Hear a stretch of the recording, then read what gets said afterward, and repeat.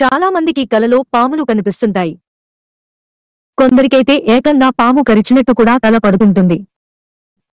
ఇంకేముంది, ఉలిక్కిపడి నిద్రలేస్తారు. అయితే ఇలాంటి కల పడితే అర్థమేంటో తెలుసా? కలలో పాము కాటు వేసినట్టు కనిపించడం అశుభం. ఇది మీకు హెచ్చరిక అవుతుందని నమ్ముతారు.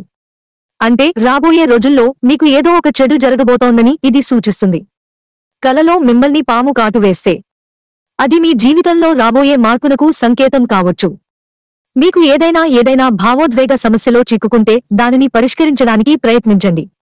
కలలో పాము కాటు కూడా ఎవరైనా మిమ్మల్ని మోసం చేయబోతున్నారని సూచిస్తుంది.